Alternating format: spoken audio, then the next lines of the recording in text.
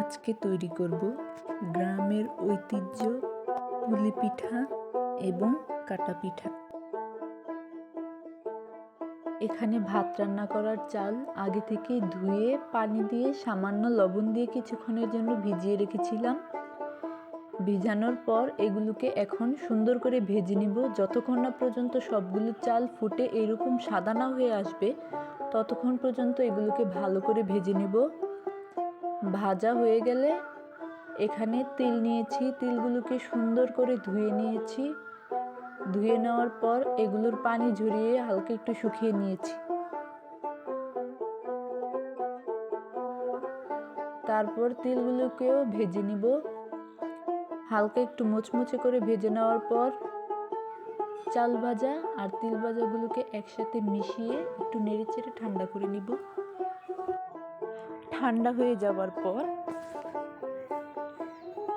চাল ভাজা আর তিল ভাজাগুলোকে একটি শিলপাটায় বেটে নেব। বেশি গুঁড়ো করে বাটতে হবে না। বেটে নেওয়ার পর এখানে মিঠাই নিয়ে নিয়েছি। মিঠাইগুলো ভেঙে গুঁড়ো করে নেব যেন মিঠাইগুলো তাড়াতাড়ি গলে যায়। মিঠাইগুলো গুঁড়ো হয়ে যাওয়ার পর সেগুলোকে একটি বাটিতে তুলে নিব।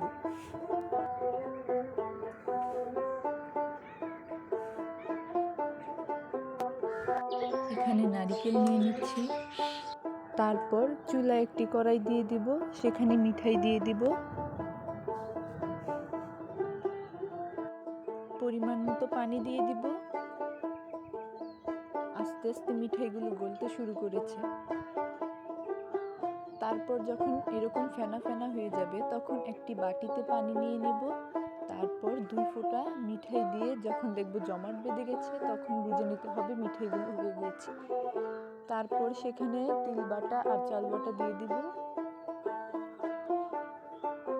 দিয়ে একটু মিশিয়ে নিব।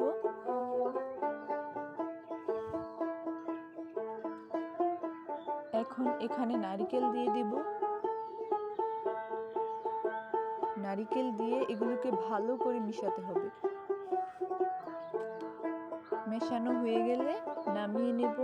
তারপর আরেকটি কড়াইয়ে পানি পরিমাণ মতো লবণ দিয়ে ফুটিয়ে নিব। ফোটানো হয়ে গেলে সেখানে চালের গুঁড়ো দিয়ে ভালো করে সিদ্ধ করে নেব।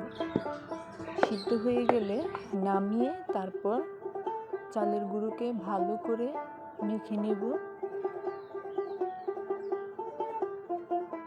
তারপর শিলপাটা নিয়ে নিব। এখানে সামান্য পরিমাণের পানি দিয়ে পাটার উপর মেখে নিব। তারপর একটু সিদ্ধ চালের গুঁড়ো নিয়ে পাটার উপরে ভালো করে মেখে নিব। একটা পলিথিন নিয়ে পাটাটা পলিথিনের ভিতরে ঢুকিয়ে দেব। তারপর বেলুনের মধ্যে তেল মাখিয়ে রুটির মতো বেলে নিব।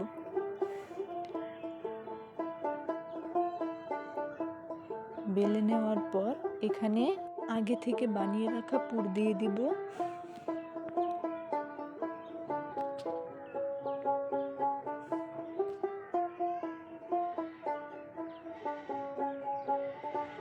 পুর দিয়ে তারপর এটাকে হাত দিয়ে চেপে চেপে সমান করে নিব।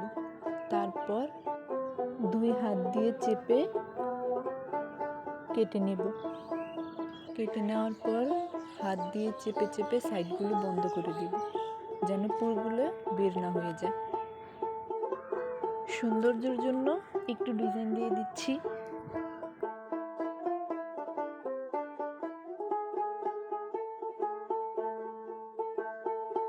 এইরকম করে সবগুলো পুলি পিঠা বানিয়ে নিব।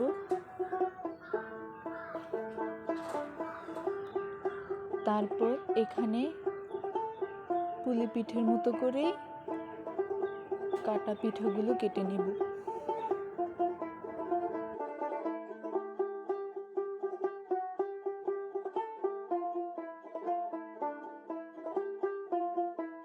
একটু পরপরই বেলুনের মধ্যে বেশি করে তেল মাখিয়ে মাখিয়ে বেলে নিতে হবে যাতে করে চালের গুঁড়োগুলো বেলুনে লেগে না যায়।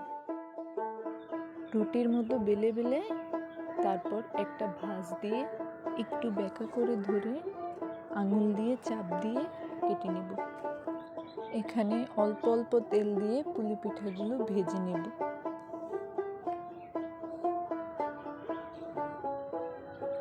আস্তে আস্তে করে নেড়ে চেড়ে ভালো করে ভেজে নেব। পুলি পিঠাগুলো ভাজা হয়ে গিয়েছে, এখানে ডুবো তেল দিয়ে কাটা পিঠাগুলোকে ভেজে নেব। নেড়ে চেড়ে লাল মুচমুচে করে পিঠাগুলো ভেজে নিয়েছি। এখন পিঠাগুলোকে তুলে নেব।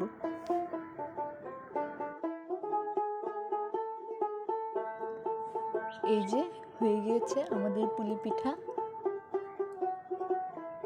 ভিতরে পুর দেওয়া পুলি পিঠা।